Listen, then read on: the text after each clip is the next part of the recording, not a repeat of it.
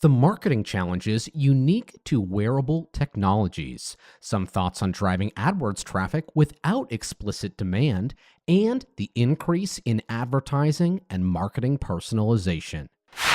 That and more on this episode of Advertising Influencers. Advertising Influencers. Conversations with today's top-tier marketers from Silicon Valley and beyond. Powered by Instapage, the most powerful landing page solution. Hello. Hope you're doing very well. My name is Ander, and welcome to this episode of Advertising Influencers, powered by Instapage, the most powerful landing page platform, where I and the rest of my very talented team are on a continual mission to lower the cost of customer acquisition. Very excited to be here with you and the rest of our worldwide audience, and very excited to continue diving deeper into how the best and brightest marketers are breaking through the noise to deliver their message to the right audiences. Last episode, we spoke with Emil Lamprecht, the CEO of Growth Mechanics, the marketer behind the success of Europe's #1 edtech startup and manager of Google's entrepreneur programming. Our conversation mostly centered around entrepreneurial thinking as it relates to marketing and the unique challenges of marketing within the supplement industry. Emil was previously the interim CMO at Athletic Greens. Super interesting stuff, so I highly recommend you check that out when you have a chance. And this episode, we're also taking a very specific look at a very unique industry, one that's growing very quickly, wearables and the Internet of Things. And we'll be doing that by talking with my friend Kevin Miller, Director of Marketing and Growth at Spire, a wearable technology for tracking stress and activity by monitoring your breath. I'm wearing mine right now, sits on my hip, lets me know if I'm a little stressed out or if I need to take a deep breath or whatever else it might be. Spire launched in 2012 out of San Francisco, and they've picked up investments from Combinator and some other VC firms. They've also gathered the attention of Wall Street Journal, Business Insider, and quite a few other mainstream media publications. And quite a few people I know are wearing these and using them to manage their stress. Kevin's also spent some time at Google on the AdWords sales team and as a growth marketing consultant for a number of high-growth startups. He's actually going to come over to the Instapage headquarters here in San Francisco for our conversation. So without further ado, let's go say hello. This podcast is actually, in many ways, a good excuse for me to reconnect with some people who I haven't seen in quite a while. And that includes the head of marketing at Spire, Kevin Miller. Kevin, how you doing? I'm doing great. Thanks for having me. Yeah, thank you so much for coming into our office. You're in the Mission here in San Francisco, so not right next door, but not exactly too far Pretty away. Close, yep. So obviously, we want to talk about what Spire's doing in terms of advertising. We want to talk about what the wearable world is looking like right now in Silicon Valley and beyond. But first, let's hear about what Spire actually is. What is this little device that I'm actually wearing on my hip right now? Perhaps you've seen it on Amazon or in the Apple retail stores or elsewhere. Yeah, absolutely. So the Spire device it's a wearable technology that you use to help manage stress and anxiety in a healthy way. And so you wear it just much in the same way that you would wear the first iteration of the Fitbit. It's either clipped on your belt or on the center of your bra.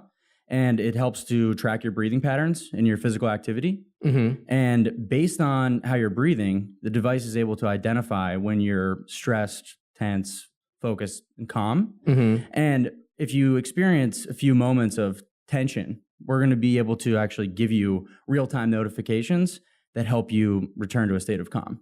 It could be a breathing exercise, could be a meditation, but the whole value of Spire is in this real-time notifications, helping you avoid these, panic attacks and things of that nature. Really, really cool. And I remember when this thing came on the market, it wasn't even too long ago, sometime in the last couple of years, more or less. Yeah, yep. I remember seeing that and thinking, that's going to be something really, really cool someday. I bet there's a lot of people using that. So what can you tell us about how it's grown in that period of time? Yeah, absolutely. So, it was a very intensive development process because it's extremely sophisticated tech to be able to accurately, be able to read your breath rate, HRV and things like that, and have that be indicative of your state of mind. It's just extremely complex as compared to just step tracking and things of that nature. Mm-hmm.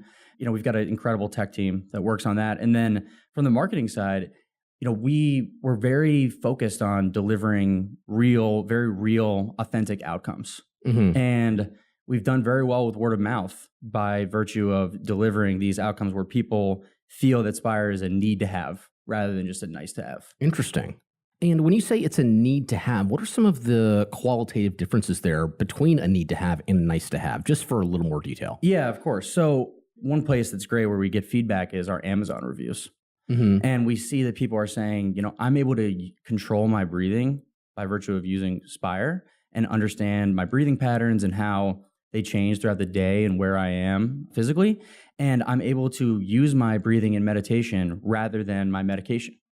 Wow. That's a bold statement. And it's incredible to see, people who just don't want to deal with those side effects. They want a holistic, natural way to be able to mitigate stress and anxiety, and they want to feel better physically. And, they've studied the science, and they realize that if you learn how to control your breathing and you practice, these mindful exercises and things of that nature, it really has a profound effect on how you feel physically and mentally. Awesome. I want to circle back to that concept of need to have versus want to have in a little bit. But first, before we get into your philosophies about growth and paid acquisition and everything, sure. You were previously at Google. Let's hear a little bit about how you got to Spire. What kind of brought you there? Yeah, of course. And at a very high level is fine, totally fine. Yeah, absolutely. So the Google experience was incredible. I was there for 2 years. I was working on the AdWords team, working with big clients with search, display, YouTube, you name it. And, at Google, they just are very, very good at instilling this idea of being extremely detail oriented when you look at analyzing ads and thinking about how to relate to the customer, really being in their shoes. And I feel like it gave me, operating that way for so long, gave me a good foundation into what it takes to be a good marketer and understand how to relate to your audience. But in that experience, I realized that I didn't want to just be siloed into one paid channel. And I found it more exciting to be at a smaller company where I could be kind of paving the way for that growth. And so I made the switch to Spire because the growth opportunity for me, like the personal development opportunity was unmatched. And I was able to come in and, of course, do paid advertising, but also establish our channel on Amazon, help promote us in the Apple stores, work on email marketing, and have free reign to experiment with a number of other channels. So it's been pretty rewarding experience thus far. When you came into Spire, did you have any sort of specific philosophy about digital advertising, about paid acquisition? Did Google formulate that? And how has that actually changed since you've been making this wearable something that people are talking about? Yeah. At a high level, my philosophy as it relates to digital marketing and advertising is just, I'm a firm believer in delivering the right message to the right person at the right time. It's very simple when you think about it in those terms. People, I think, in the future will begin to welcome advertisements if they follow that cadence, and if they're personalized, and if they're personalized, of course. So, at Spire, we're very detailed and systematic in our approach about what message reaches what audience. For example, we're working very hard on creating very substantive blog content, and so when I'm looking to capture an email on our blog, I don't just say, hey, give us your email address. We say, why did you visit our blog today? Is it because you want to, be more mindful? Do you want to reduce stress? Do you want to reduce anxiety? Or, if it's something else, let us know. And based on their answer, I'll give them, content via email that directly matches what they came to the blog for. Oh, so you guys are segmenting your email content by the type of persona or by the needs of that specific segment. Exactly. And then when it comes to advertising, we know your behavior on the website. We're extremely dialed in to understand, did you come to our webpage and bounce off the homepage? Did you visit 2 pages, 3 pages? Did you add to cart? Did you reach checkout? Based on every single step in the funnel, we have a different message for you. And are you guys also customizing that message based upon the use case? Maybe somebody has panic attacks. Maybe somebody is just looking to control their breathing. Do you guys do that level of personalization as well? Absolutely. And I think that's our major differentiator because we're speaking their language when we're able to drill in and understand what their real need is for the product. And so that's what I talk about when we look at the Amazon reviews and we look at analyzing emails that come in through customer support. I think that the one thing that we do better than any other company I've ever been at is listen to our customers and understand what is it about our product that makes it indispensable to them? Mm-hmm. And then we just zero in and focus on that thing. And we replicate that in all of our marketing materials, Mm-hmm. whether it be the direct response ads you get or something you might see on the blog or authentic user stories that you would see and understanding how people get the most value out of Spire. Mm-hmm. And obviously, you worked with AdWords at Google, and presumably you're working with AdWords at Spire. That's part of your acquisition strategy. Correct. What are some of the unique observations that you've made as it relates to the Spire product, the wearable space as a whole, and those in conjunction with AdWords? Yeah, so when it comes to AdWords, we actually have had some difficulty on that platform because the search volume is just not there yet. Mindfulness is becoming a bigger space, but if you're looking to, search for a mindfulness tracker or a breath tracker, it just doesn't exist. Mm-hmm. Whereas with fitness tracker and activity tracker, obviously that space is huge with the likes of Fitbit, Jawbone, Apple Watch. What is the search volume for that kind of stuff? Out of curiosity. I have no idea. It's somewhere in the neighborhood of like 4,000 searches a month for breath tracker. But for fitness and activity, we're talking, 500K to $1 million. Gotcha. Okay. I wasn't sure if it was in like the 10K, 50K range or something like $1 million. Right. So, the way we get around that is by focusing on keywords that have to do with stress management or, we have obviously compete with our branded terms when our competitors are bidding on us. But, we heavily utilize Facebook to be able to get in front of the right audience and allow them to discover Spire. And then, we have a pretty detailed customer journey based on the channel that you enter in. Again, you'll get specific messages that mirror where you came from. Is there anything since you've been with Spire that has surprised you? Anything that you've done, perhaps some tests you've run where you've seen results that you didn't necessarily expect? And it's okay if you haven't. Yeah, I think I don't know if underestimate is the right word, but I am now fully aware of the power of Amazon. Yeah, let's talk about that a little bit because that's a huge thing for e-commerce companies. Yeah, so I did a bunch of research upon joining Spire and have talked with several marketers who have heavily utilized Amazon. And for example, Fitbit, I think on their IPO day, 37% of their revenue was attributed to taking place on the Amazon platform. And so obviously that caught my eye. I looked at the likes of Tile and saw how much they grew with their partnership with Amazon. And so I see it being beneficial in a number of ways. One, we get incredible distribution because there's so many eyeballs on Amazon in general. So, being able to work very closer with our vendor management team and understanding how to rank for certain keywords, has obvious art to that. Within the Amazon platform. Within the Amazon platform. Oh yeah, absolutely. So when it comes to the details that you see on our product page, that's an absolute science in terms of understanding how to describe the product and what keywords to use and things of that nature, and making sure that you have the highest volume keywords represented in your details. Things like making sure that your product is listed in the right categories and understanding which categories have the most organic visibility, can help you a lot with sales. But conversely, the other part of Amazon I think is so valuable is the authentic customer reviews. I think that is a major, major driver for sales for us because people can see with the verified purchase tag that, Amazon, as has had a bunch of issues with the authenticity of their reviews, but that they've cracked down significantly on that. So now when you come to our page, you see this is what someone wrote about Spire, unincentivized. And it's very powerful when you get to see the effect that it's making. It actually helps us with our employee recruitment as well. Interesting. Okay. One of our most recent hires came in and said he chose Spire over another company because of the strength of the reviews. Really cool. And one thing that I am just kind of off the top of my head anticipating might be an interesting challenge with Amazon. And because you don't have that level of access, you can't see, the bounce rate on your product page. You can't see, where might the holes be in the conversion funnel here or whatever it might be. So how do you address that? Yeah, it's a great question. Huge pain point and point of frustration for me as well. We use one trick, which is Amazon Associates. A lot of people don't know you can actually be your own affiliate. And so we use a tracking link for that. And so I can see based on, different channels where I'm driving traffic to our Amazon detail page, I can see the conversion rate by channel. Okay.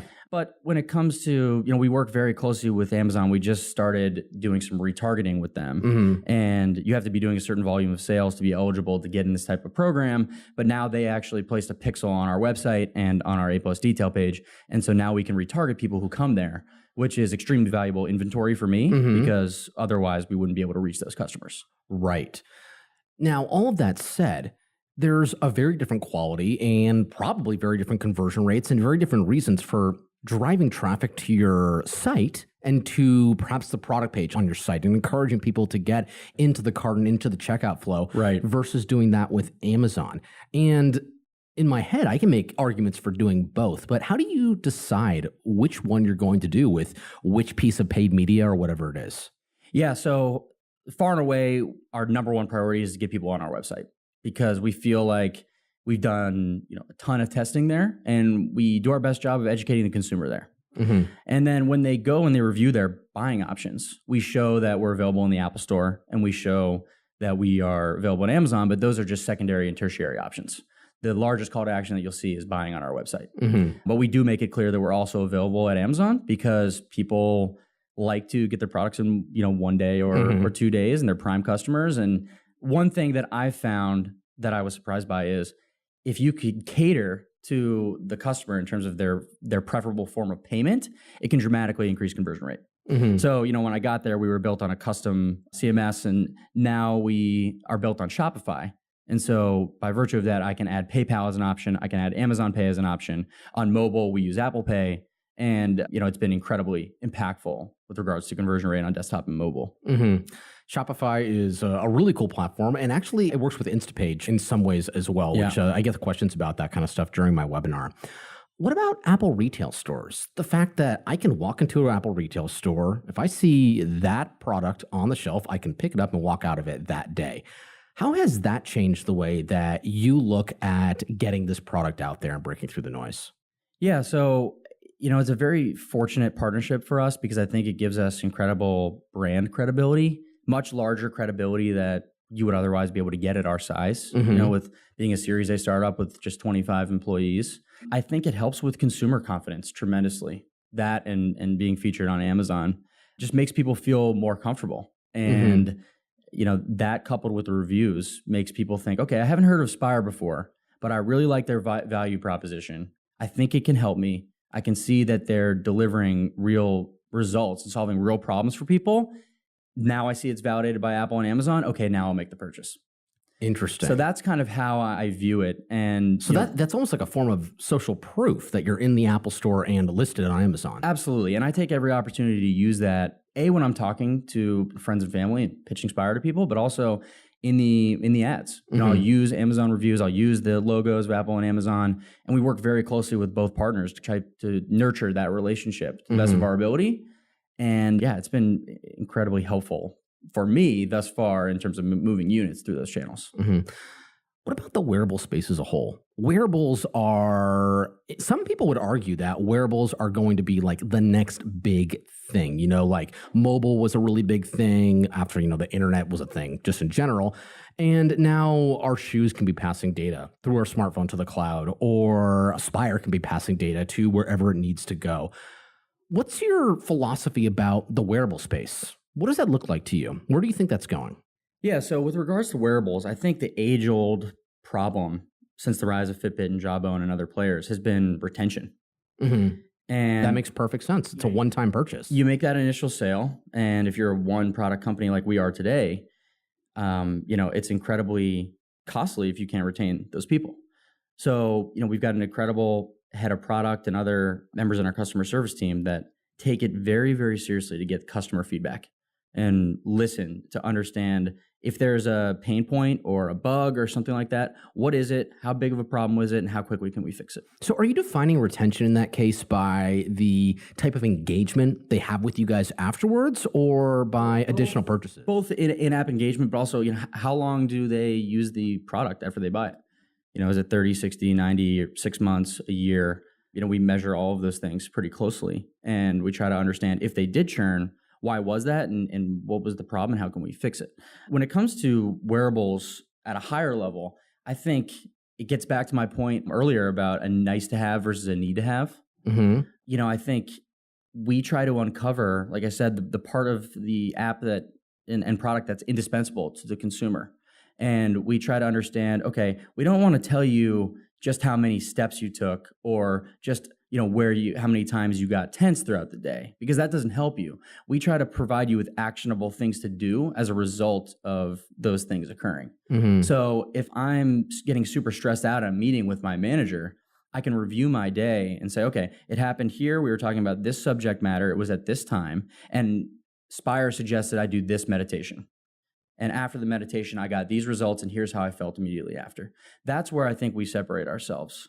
And, we've kind of bounced the idea around about incorporating sleep into the app. And what we see with Jawbone historically was, I remember, using the Jawbone up, and it would tell me, hey, you had a 78% quality of sleep last night.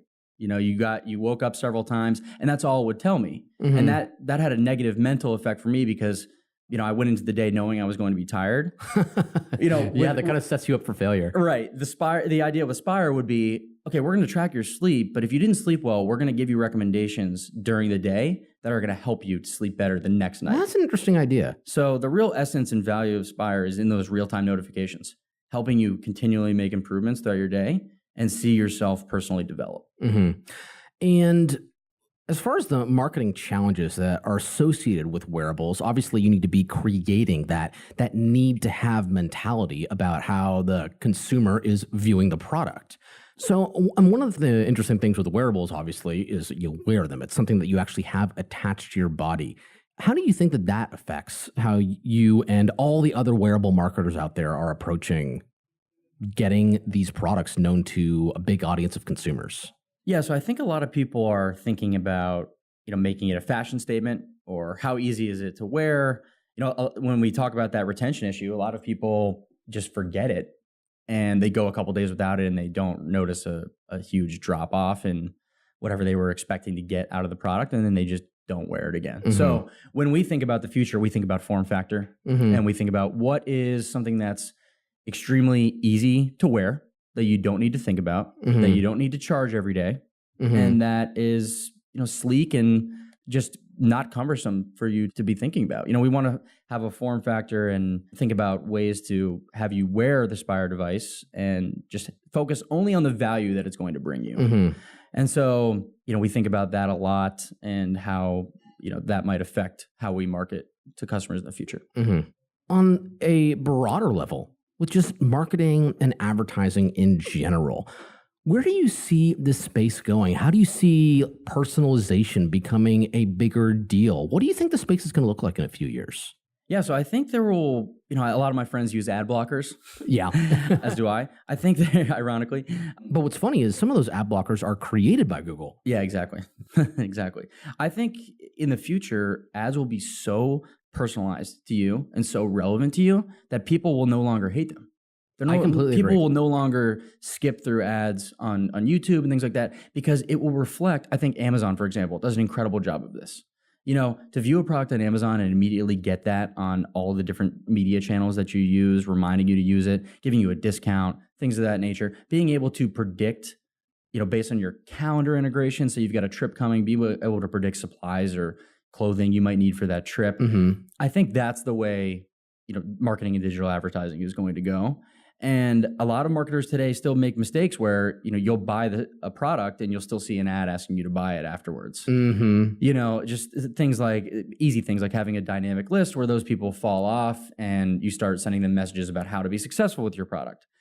Making sure that you're meticulous about those types of details, I think, is extremely important in terms of having a great customer experience and company image in general.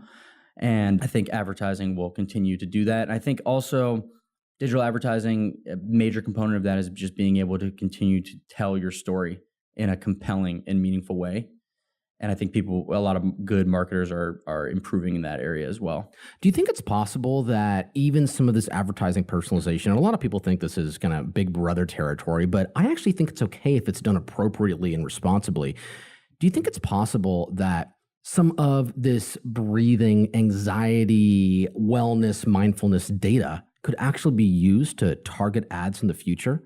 Not necessarily for Spire, but, for anything that you're wearing, if it's passing data to the cloud. Do you think that people might even opt in to having that data available to advertisers to get the most customized solutions for them? I think with this specific class of people, I think it's a bit more touchy because it's a real need, and people are often sold products that have a great promise, but don't actually deliver that solution. And at Spire, we are laser focused on making sure that we actually solve your problem. And so, I think people will begin to start opting into that more and more. I think as every day goes by, people are starting to use more apps and getting more familiar with seeing those types of ads. And like I said, as long as the app is personalized to you, delivered in the right way, not overbearing, if those conditions are met, I feel like people are going to continue to give more data, and advertisers, marketers will get better and better at delivering the right message. Awesome. Well, Kevin, this has been a really cool conversation. I've personally learned a lot, and those are my favorite interviews to do for this podcast. Before we wrap up, I want to ask you 2 questions. First, how can people check out Spire? Where can they get one? Obviously, Amazon is one of those places. But the other thing I'd like to ask you is, what can we as the growth marketing community do to make marketing better as a whole? That's a great question. Take your time. I'm not sure I have a perfect answer for that. But in terms of getting the Spire, I can certainly tell you that. Yeah. Visiting our website, spire.io, is where you can find it, as well as virtually every Apple retail store in the US and abroad, and Amazon, as you mentioned. But to your question of... Obviously, marketing is changing so quickly. There's all these new technologies coming out, new methodologies, new ways for thinking about things. I mean, wearables is just one example of a different mentality that you need to have around growth. How as marketers can we be prepared for that? What's something that we can do to help other marketers prepare for that? Yeah, that's a great question. So, in the engineering community for years, there have been open source platforms, and engineers working on certain things can pass code back and forth and save a lot of other engineers a lot of time and effort. And I think the growth marketing community is starting to really do that with channels like growthmarketers.com and things like even platforms like Udemy, stuff like that, even if you pay for those types of resources. I feel like if we can continue as a community to be sharing those best practices with things like, all the thought leadership that Instapage does, for example. Sure, yeah. I mean, that is like being able to have access to that type of content for free is incredibly helpful to a number of marketers. I know it's helped me learn as well as having great mentors along the way. And I think if we can follow the model that many engineers have started, growth marketing will be in a good place, and these skills will continue to develop at a high rate. Awesome. Well, Kevin, once again, thank you so much for coming to our office. Thanks for having me. This has been great. I love my Spire. I wear it all the time. Awesome. Again, really appreciate it. Thanks for taking the time out of your day, and sure, we'll talk to you soon. Great. Here are the takeaways from our conversation with Kevin. The wearable and Internet of Things industries presents a unique set of challenges, especially when compared to digital products, whether they are consumer subscription services or B2B SaaS tools. In addition to the challenges encountered by most, if not all, e-commerce, such as retail, physical product placement, etc., wearables must also be stylish and feature comfort as a key value proposition. With intent-based keyword targeting, AdWords is a tremendous driver of acquisition across virtually all industries, especially for target customers actively in search of a specific solution. In some cases, however, the search volume of explicit and direct keywords or descriptions of the exact product does not yet exist, and that does not warrant a dedicated ad spend. This is especially true with new ideas and emerging technologies. The solution is to target ads based on informational and educational focused keywords related to the problems that the product helps solve. It is no secret that many people are annoyed, frightened, and otherwise bothered by privacy issues related to digital advertising. Much of this might be the result of inaccurate or incorrect targeting, as well as poor messaging by the marketers running the ad campaigns. However, as advertising technology improves and personalization increases, advertising will likely become less intrusive and actually more welcomed by digital audiences. So awesome to see Kevin, and so awesome to get his insight into what Spire is doing, as well as some of those really unique challenges in the wearable technology industry. Sort of obvious to think about, but never really occurred to me that comfort has to be a key value proposition. Really cool stuff. And just like that conversation we just had, with each and every episode, I am continually amazed by the insights from our guests, especially with all the new and old ideas that are constantly evolving with marketing technology, digital advertising, and everything else that we talk about here on Advertising Influencers. Needless to say, there is a lot to stay on top of and a lot to learn, even for the most experienced and skilled marketers. And that is exactly what the featured guest on the next episode will be joining us to discuss. Brian Balfour is, simply put, a leader and veteran in the growth marketing industry throughout Silicon Valley and far beyond. He's got a ton of experience with wildly successful companies as an executive and also an investor. That includes time at HubSpot as a VP of growth and an entrepreneur in residence at Trinity Ventures. However, and more importantly for the purpose of this conversation we're featuring in the next episode, Brian is the founder and CEO of Reforge, a professional education program for experienced marketing practitioners. Our conversation is going to focus on how we as growth marketers can continue learning, continue improving upon our skill sets, and engage in active professional development, something that is so important for what we do on a daily basis and what we're going to continue doing, presumably throughout our careers. Cannot wait to see you there. It's going to be an awesome episode. All right, before I take off for now, I'd like to make myself personally available to continue this conversation with you that we started with Kevin or any of the other marketing thought leaders that we have on the show. So if you have an interesting question, observation, or you'd simply like to say hello, please feel free to send me an email. It is Ander, A-N-D-E-R, at instapage.com. And that goes for the rest of my team as well. Come check us out on social, LinkedIn, Facebook, Twitter, etc. We love connecting with our fellow marketers. On that note, my name is Ander, and on behalf of the entire team here at Instapage, cheers to your future success and cheers to better marketing. I will talk to you soon. Advertising Influencers. Conversations with today's top-tier marketers from Silicon Valley and beyond. Powered by Instapage, the most powerful landing page solution.